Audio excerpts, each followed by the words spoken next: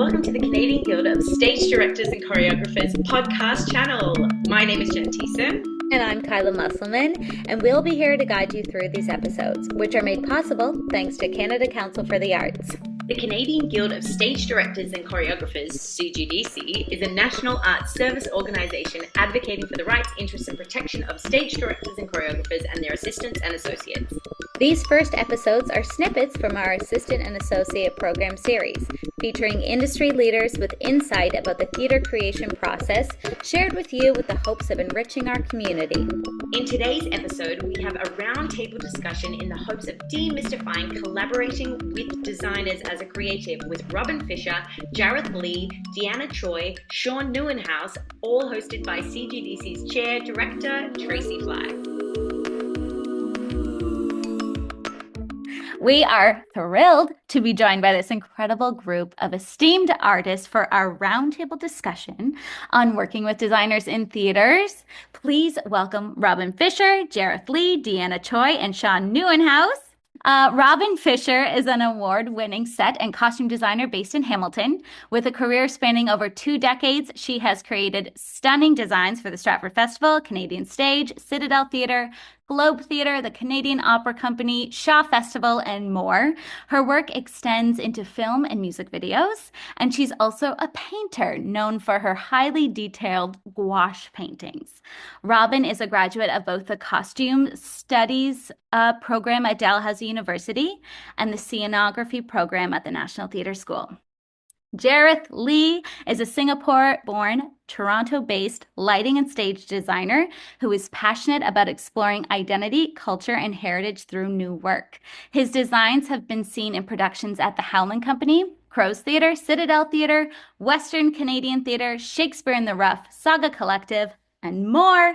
A Dora Award nominee, member of the Howland Company, and stagecraft instructor at York University, Jareth is committed to mentorship and supporting emerging designers. Deanna Choi is a composer, sound designer, and violinist who has collaborated on over 150 productions across Canada, the US, and the UK. Her work has been featured at the Shaw Festival, Stratford Festival, Neptune Theatre, Tarragon, Soul Pepper, and the Royal Manitoba Theatre Centre. Deanna also scores for film and TV, is a 2-time Dora Award winner, a Canadian Screen Award nominee, the 2020 laureate of the Pauline McGibbon Award, and teaches sound design at the National Theatre School of Canada. Sean Nieuwenhuis is a leading Canadian projection and media designer working at the intersection of technology and storytelling. His theatrical credits include Summer, the Donna Summer musical, Dr. Zhivago, and Jesus Christ Superstar on Broadway, as well as productions at the Stratford Festival, Theatre Calgary, La Jolla Playhouse, and the Charlottetown Festival. His opera designs have been featured at the Metropolitan Opera, the LA Opera, Vancouver Opera, and the Minnesota Opera. Sean's diverse portfolio spans both classical and contemporary works. Holy moly, what a group do we have! Thank you all so much for being here. It is incredibly appreciative. We're so lucky. And Tracy, get in here. Give us the goods. Fantastic. As Kai said, we're extremely happy to have you here. And I think there's a lot of ground to be covered. And I think probably there'll be lots of questions afterwards. Your titles say a lot about what you do, but what do you really do? Robin, can you talk about what you really do? Where do I start? Oh my. I know, but that's it. For set and costume design, a lot of it is, I'm so in between worlds. I'm in the rehearsal hall, and I'm also sort of team lead for the production team as well. So it's kind of interesting to think about the number of people that are involved in one production at any time, whether it be an associate scenic artist who comes in for a week, say, or somebody who comes into the prop shop. They get pulled in just before tech because we're running behind or we need extra people. There can sometimes be 100 different people that you're working with, and dealing with that sort of energy, and then dealing with the energy that's in the rehearsal hall. It's really interesting. So I always think of myself as a bridge between the creative work that's being done by the performers and the director, choreographer in the room, and then also the work that's being done by the technical staff with all of the creative work they bring to the table as well. So where it all starts, it usually starts me, myself, and I, which can be very hard. So of course, the moment I can get talking with the director, I'm like, please call me, talk to me, let's go through the script. But really, it all starts with the script, and with set design, you try to find the world for the characters to inhabit. You look at what the text says about it, talk to the director about their inspirations, find your own inspirations and bring those to the table. And then costumes, it's really about who are these people? Who are these characters? How do they embody the space? How do they move? What do they need to do? So having those kind of thoughts and conversations with both the director and then subsequently with the performers, I would say as a costume designer, you're way more integrated with the performers in that process. As a set designer, you can kind of sort of come and go. And props are definitely more of that conversation with performers and being in the room, but you do spend a lot more time with the tech crews. So it's kind of interesting to have those two different worlds.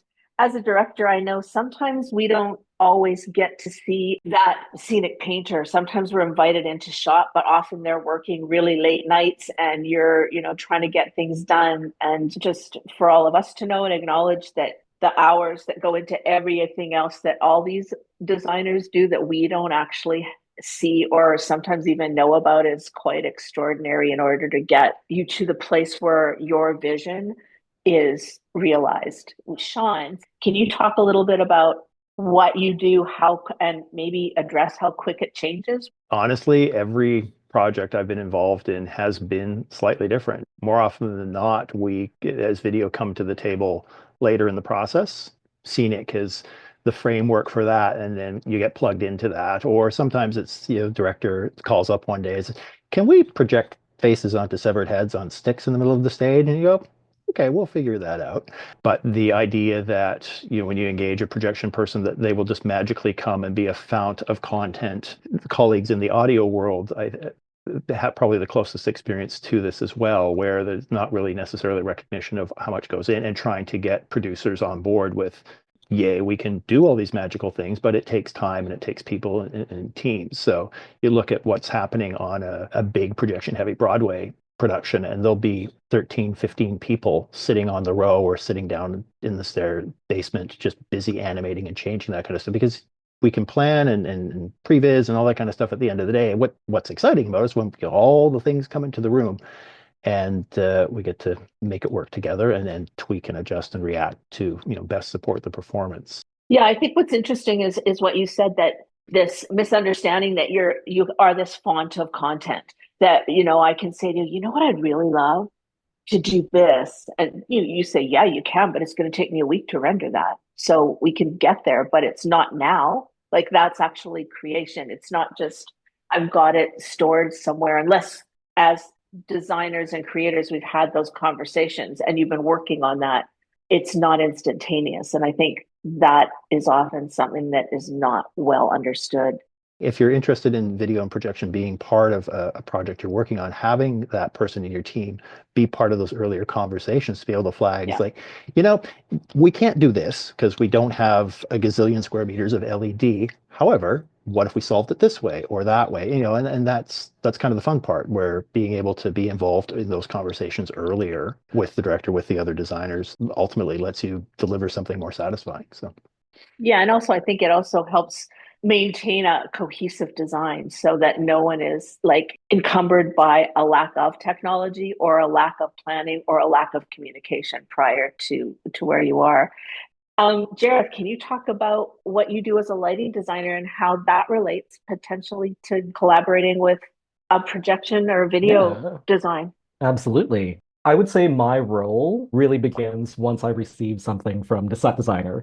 So as soon as I know that, I'll be able to start thinking about what the space is and how to shape it. As a lighting designer, I would say my job is equal parts painter than camera lens, so that we're really, really focused in on what we're telling an audience to look at.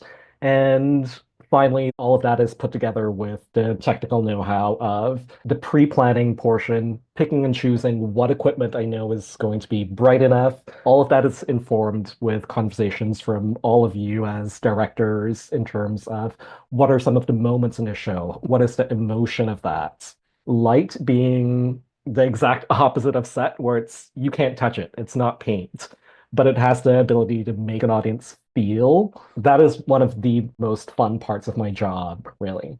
And those conversations with Sean and Robin, and even Deanna, when we're talking about how we want to structure a sequence, it all boils down to that planning of where am I going to hang this light so that Sean has a place to put a projector? Where Deanna might need speakers, or if Robin has decided to put a ceiling over a set, I go, can we put holes in it?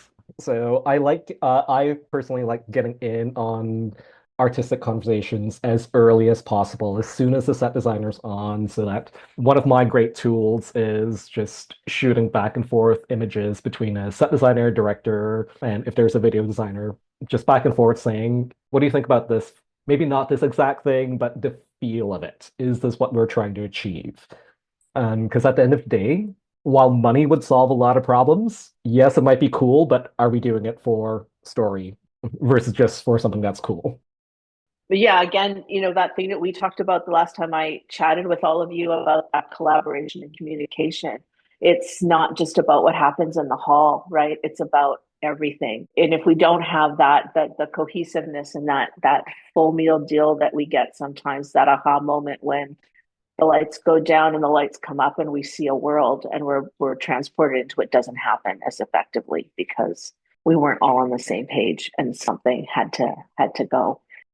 Deanna, can you tell us about sound and composition and the things that you think about and how it all works for you? Yeah, I mean, it's such a huge topic. I've been fortunate to wear a lot of different hats. I think most people are familiar with the sound designer as someone who creates content and makes, soundscapes and records voiceovers, and there's a lot of playback in QLab and software like that. But more expansively, I think for me, it's just like everyone else, like getting in on the ground floor and starting early to think about the big picture is most critical for me, because really it's about what is the entire audience's experience from the very moment that they step into the theater until the moment that they leave, whether it's front of house and pre-show all the way to post-show.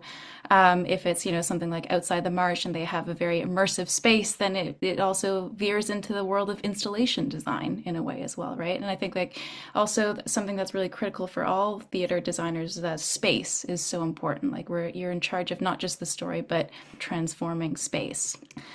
So whether you're in the Princess of Wales theater versus like a tiny black box makes a huge difference as to how you approach your design as well as your budget. But certainly planning ahead and being cognizant of that, you can actually solve a lot of problems before you get to them in tech. A lot of directors come to me and say, hey, I don't really know a lot of words to describe music. I'm like, that's totally fine. We're here to talk about emotion and character and story. And that is true. If you can communicate those things to any designer, I would argue that's much more important than being able to have the technical know-how. If someone's like, oh, can you bump up this frequency? But I don't even know what the frequency that is, okay? So with sound, it ranges the whole spectrum. You can have plays all the way to musicals, and plays with music are sort of a gray area in between. You can have things that are very lo-fi, like John Zosky did a Foley of It's a Wonderful Life live on stage at Can Stage a few years ago, which was, if you saw it, it was pretty amazing and magical.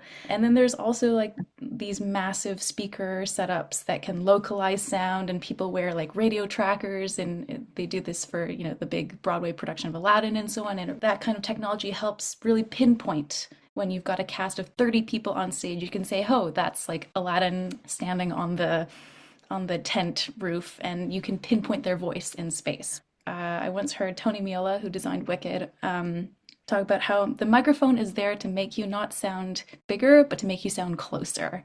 And I really love that, because I think there's this idea that a microphone is like this magical thing that solves everything. But no, it's a tool just like anything else to reduce that distance between you as the performer and the front row and the people who've paid like, $10 for the nosebleed seat, so that they still, even if they can't see you as well, they still get a sonic experience that connects you. Throwing it back to what Jareth was saying about how it's much more interconnected with story, I think I would argue that all four of us think about the dramaturgy of design, right? It's one thing to like make something visual or auditory, but it's how does it guide the story? How does it direct your attention? How does it make you feel things, or even run like against what an actor is playing, so that there's a tension and there's a contrast. And I think that's far more interesting in terms of what we can do with design, as opposed to just being like, here's a doorbell or here's some crickets.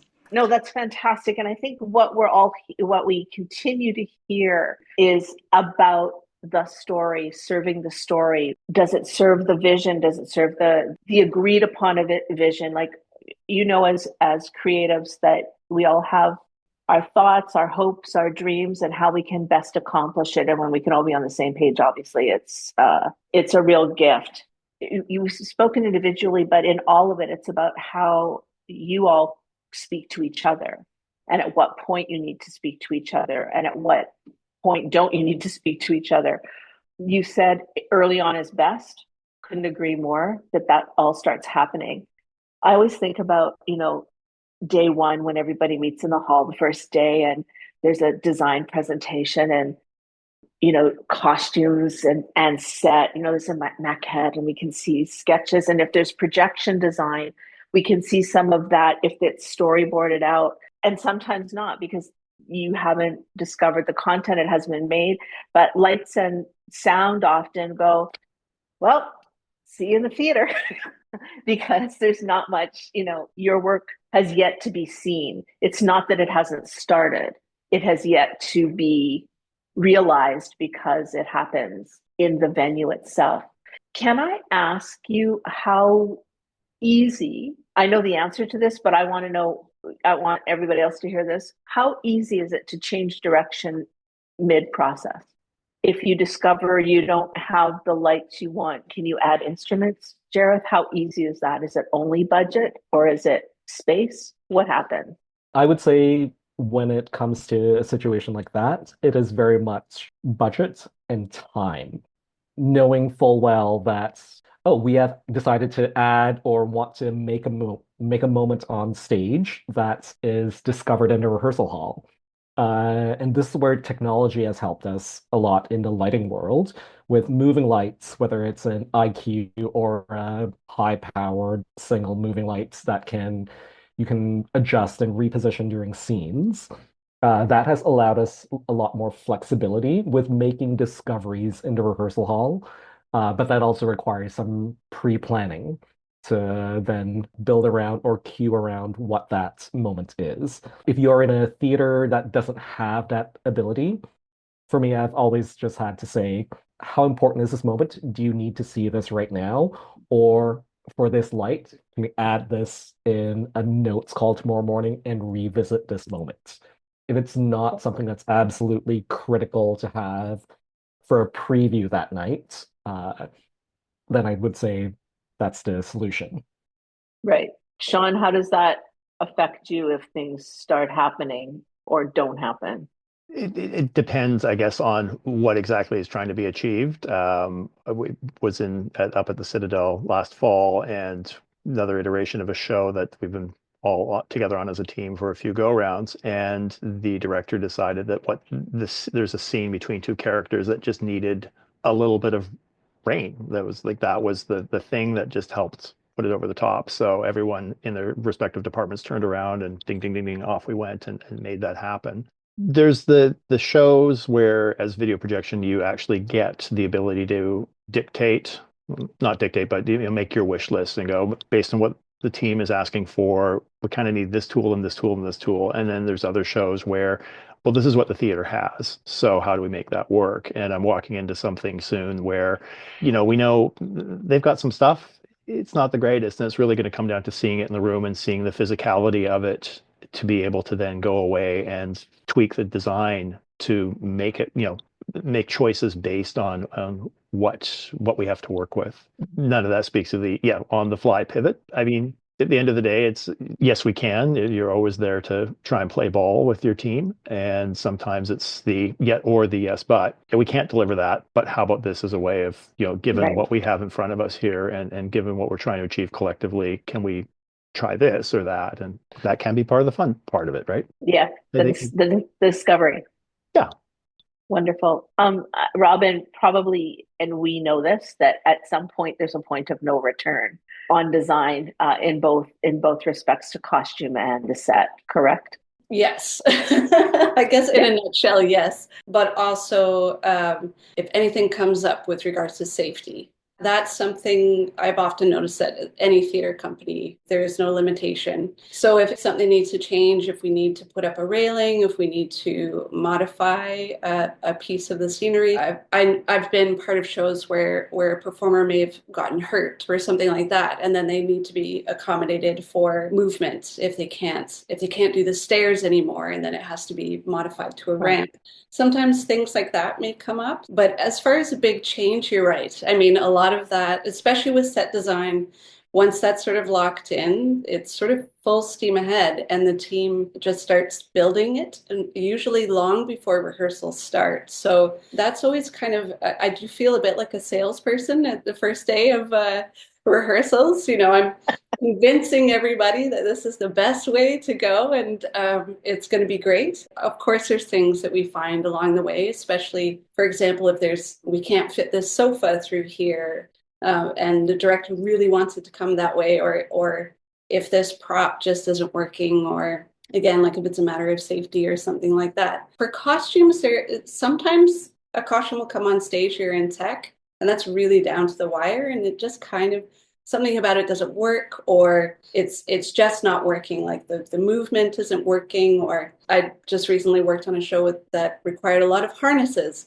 because there was a lot of flying. Those kind of things will affect what happens. We had to sort of build in so that they were able to remove their harnesses at certain points in the show. So the way that the construction needed to happen, that was a really big conversation. But generally that will happen in early days, but it is something, those kind of things, that sort of collaboration, just checking in with what's happening in the room, that's where that becomes really integral. And so again, as the other designers have mentioned as well, there is that moment too where, for example, someone may request a prop. They just really want it for this moment in the show. And that conversation does have to happen. Is that part of the storytelling? Will that help us with regards to that? We don't have the funds, but if it can help us with this moment of the storytelling, is there a way that we can make that happen? So there's always that level of compromise and collaboration that needs to, it's from start to finish, really. Yeah. Absolutely. And I think as creatives, we have to accept that discoveries will be made and things are bound to change and grow. I guess what I'm getting at is you can't go too far down the line and then decide that you're going to change your concept or design because fiscally and time-wise, it just isn't possible. So when we talked about prep and how early sometimes you have to start and the decisions that have to be made, it's really important that you've done your work, thought strongly about how you want to storytell, and stick to your guns. And I mean that in the best way. Have confidence in what you want to do, in your vision and your design, and your team will help you realize it. But often you kind of can't do a real 180 to something else because it just will not be something that's possible. And to add to that is with regards to budget and the fact that some of you might not know that it does go through 2 steps of process, of prelims and finals for set and costume design, and for lighting design and projection and sound. Mm-hmm. But the stages at which that happens, the number of people that go through very fine-tooth comb of budgeting and sourcing and looking at cost of woods and everything, with specifications of the size and scope and scale of everything, cost of materials for fabrics and costumes, wigs, any sort of extra pieces. That's a lot of work that gets done at the front end to get the show to a certain place. So you're right, Tracy, like a 180 is I've never had that happen to myself, I'll be quite honest, but that's because for me, communication is key. So I keep in constant communication with my director and with my team. So whatever the team knows, my director knows, and vice versa. So that's definitely a big part of it. And if you're not hearing from your designer, it's not a good sign, because you really want to be knowing what's going on. Even sometimes those kind of, they may seem like boring conversations when it comes down to the nitty-gritty of how the dollars and cents are being spent. It does affect what's going to end up on stage. So it's always good. I tend to just treat it like I'm an open book. So I share everything, and hopefully that helps clarify as we move through the process what we can and cannot achieve in those kind of circumstances. Deanna, do you have any thoughts in this area? Yeah. Where possible, to start even earlier in the process. If a design workshop is ever possible, especially creating new work, that is one of the best places to make a lot of those discoveries. Because even if it's like a 2-day workshop and you bring a bunch of designers in and you throw some spaghetti at the wall, you can potentially make some decisions or cut a bunch of things, realize you don't need this massive rig or this massive set that you thought you wanted, because you could actually tell the story much more simply and save you a lot of money in the long run, or your designers having to go back to the drawing board. In a perfect world, if you can get your producer in a workshop, that's amazing. Another part of it too is if it's a speaker here or there, I always try to leave a little contingency in my budget. It's always easier to cut than to add things, but I also know that things are going to change. And if a director comes at me with they want a very hyper naturalistic set where it feels like the fridge is making the fridge sounds and the microwave is making the microwave sounds, obviously I have to spec a few extra speakers than if it's something a bit more abstract. But sort of general tone aside, I think the thing that a lot of people don't realize is what costs more than equipment is people hours. So if you have to re-rig something, if you have to take time out of tech to re-hang a speaker, that might put you into crew overtime hours, which your TD and PM probably won't be too thrilled about. So that's actually where a lot of the no might come from, more than just the cost of simply renting a speaker. What typically happens in a design workshop? Does it lean more collaborative, discussion-based? Is it more focused on experimentation, aiming towards a tangible outcome, something else entirely? Would anyone like to jump on that? Yeah, I've done a few of them, and it has ranged from anything from trying to pick out key moments within a show and look at what that might, or how those might manifest without doing all of the prep work of designing a set or putting up a full lighting rig, but just play around and, as Deanna said, throw spaghetti at the wall. So, for example, I did one a few years ago where the performer wanted a moment where they were going to fly up for a moment, and we literally just wanted to see if we do this, how do we like this? What does this visual effect look like? So having that, being able to document that, and then for the writer, director to see that from an outside eye, that allows them to understand if that fits into their aesthetic or their main concept of how they want to do that. Speaking to lighting, we can look at ideas of, oh, is this moment want to be silhouette? What does side lighting look like and feel like for this moment? Can we make it feel as dangerous as we want it to? What's it like to play around with unconventional source lighting? Can we do a scene with nothing but lanterns on stage? And to also understand, we can do that, but only if the audience is in the round in a small black box studio. This will not translate fully well to if we take this into The Princess of Wales without other sources of light. Sean, do you have any experience doing technical workshops beforehand? Not much. It's sometimes if it's a very specific effect that we're trying to achieve, occasionally you'll get the time and the budget to, bring in some pieces into the room and see how well that works. Certainly in my world, I have a collection of pieces of scenic treatment samples in the basement of boards with, here's paint version 1, and here's one with X percentage of mica I've stirred in, and that, tricks like that where we're trying to work on the reflectivity of a set to help video.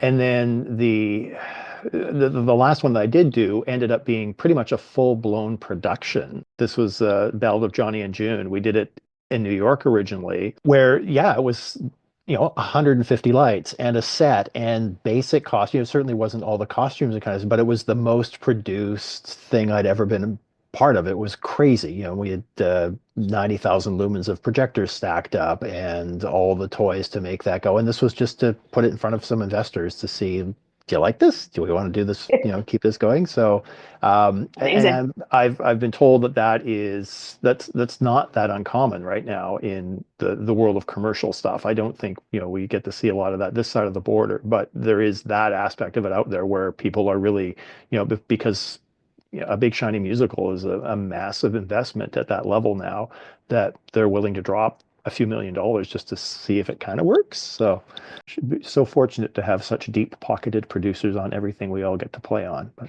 Yes, indeed. Deanna or Robin, do you have any contribution to that question about the workshop? I mean, just tagging off of what Sean said, even if it's not, deep-pocketed investors, having good documentation for things like grant funding applications is hugely Ah, useful for, I think, everyone involved in the project, and just like your own portfolios as well. So definitely, doubling up on the time that you have in the workshop, not only to discover like what's the container of the show, what's the shape of it, what's the framing device that we're using, but then also documenting it for future iterations. A collaborative mind calls it like the cardboard, plywood, mahogany stages of design. So it can, even if you just have like an early draft of the script and you're like, maybe this is going to be with puppets. So you just, you bring in a pair of speakers and a few lights and some sheets. That is already the first stage towards figuring out, is this the right device to tell the story? And then you can invest, you get a grant, you get a few $1,000s, you get maybe $20,000. Amazing. Then you can rent a space, hire some performers, and bring everyone in for a few days to actually build some stuff. So, everyone throws in placeholders. Everyone knows it's not the real thing, but it really goes a long way to figuring out what works and also importantly what doesn't work. There's a couple of different styles of workshops too, because there's when you're doing new play development, the playwright is there, you're still figuring out the scope and the scale of the show and the flow. So through that work that's being done, and then in the future, you're designing it, but you've been invited to be part of the space to explore, to sort of see where this might be going. And a lot of those conversations can happen there, like, oh, this would be really amazing if we could have, or this is where the big scene change happens, or this major costume component comes in at this point.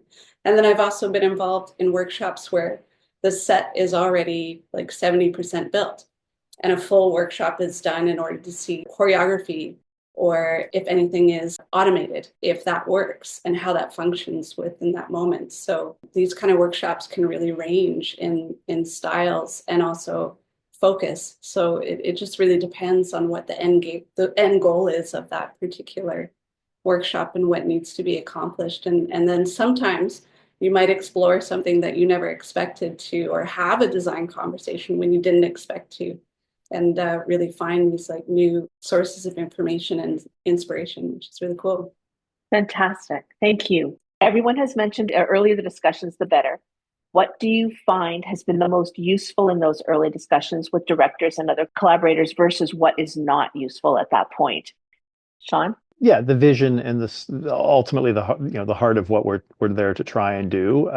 But filtering that through the technical reality of it. Again, like it's all well and good that we want to have the stage magically transform into this massive thing. It was like, but we don't have the toys to make that work. Or maybe at that point, you're not really at that point in the decision tree yet, but to know what the rest of the team is looking for, how can we bring all of what we have to the table and what the director is dreaming of, to be able to inform those conversations. Like we can't do a big LED wall for this. However, maybe if we use projectors in this way, that might be something that's a little more budget friendly. So I think it's helping shape what is and is not possible, or what's important, and fight for that. Robin?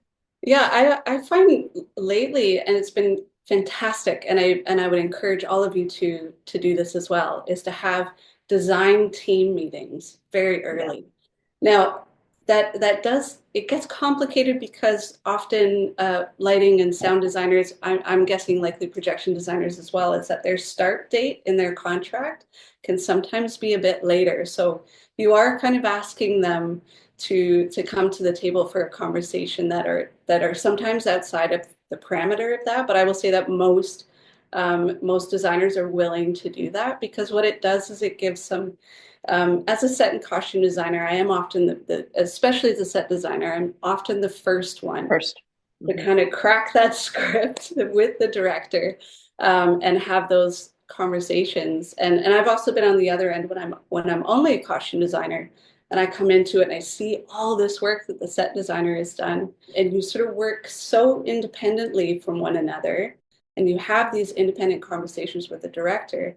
But then even if it's a Zoom call once every few months, you just all kind of touch base again, reconnect, see what everybody's working on, share ideas and concepts. It's been really, really, really helpful because we're not sort of showing up on first day and the lighting designer seeing the final maquette for the first time, right? Because maybe there were some changes that happened that they don't know about, or there's things like that might happen in those kind of situations. And so I have been noticing a lot of directors really pushing for that and really engaging in those early conversations with the entire team, which has been really fantastic. So yeah, I would say that's absolutely the case. I like to do it. I know Steph here all over that. I would say as well, probably trying to get that together.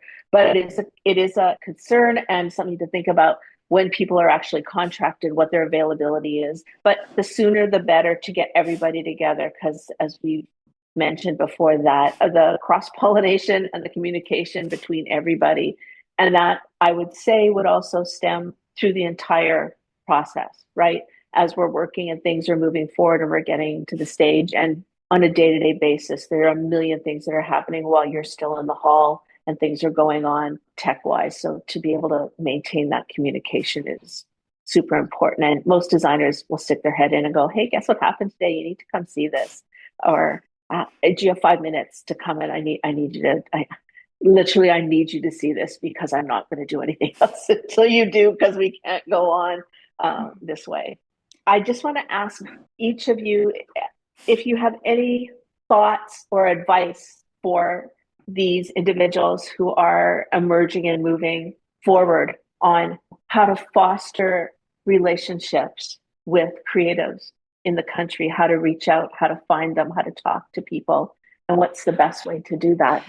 I mean, certainly how I got work, even as a designer starting out, was I was in rooms that I had no business being in because I was shadowing my mentors at places like Stratford and Soulpepper, and invariably I would meet the people who were the associate and assistant directors there, or even people who were actors there. And while they were acting in the show, they were also writing their own scripts or doing, making their own one-person show. And then they'd say, hey, I'm looking for a designer, and that's how I would meet them. So I think that relationship really goes both ways. So just pay attention to who's in the room and see who you get along with, because ultimately we'll be able to hang out in a dark room for 12 hours together and not want to kill each other by the end of it.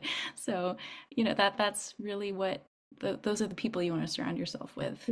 And I think an important question that I really like to ask now to new collaborators is, how do they like to work? Like, what are their expectations of, a designer being in the room? What is their process like?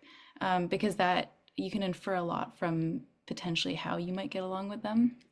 Just reach out. I've had been approached over the years by different other video projection designers starting out who are always, just want to talk to someone else who's done it and chat about that. Or I did a small project somewhere where there were two directors, two shows in parallel, and the other director was like, how did you end up with Sean? There's like, well, they just asked me, and I had the time, and I really loved that person and working with that person. So don't be afraid to reach out and talk to people, designers that you're interested in working with. Maybe it doesn't go anywhere on that particular project, but it's creating that relationship, and that I think, as Deanna pointed out, at the end of the day, it's what we do gets very intense, and that part in tech where everyone's in the room and knowing that you're surrounded by a bunch of people that you can still get through that with, and it's a huge part of it, just that meshing of personalities. So. Thank you. Yeah, Robin, go ahead. I was just going to say, often designers will include their website in their bios. So if you're ever sort of wondering about something that you've seen or a designer that's out there, opening nights are always great too. Of course, that's always key, and something that as far as networking is always a great way to meet new talent and see if you jive with one another, which is always really great. One thing that I do think is a little humorous to me is, as a lighting designer, while I know a lot of my other lighting designer compatriots, I will have spent more time in a room with, say, Deanna than I will have with my other lighting designers. So I might be able to tell you a little bit about how they work, or what their personality is like, but never having gone through a tech process with them.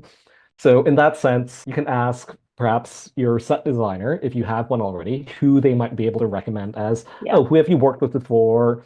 What are their aesthetics like, and how would that translate to the piece that we're doing? I've gotten a lot of my work has been referrals from set designers who we understand each other's aesthetics, and from there you can build out your team. And it's so much of this person knows this person.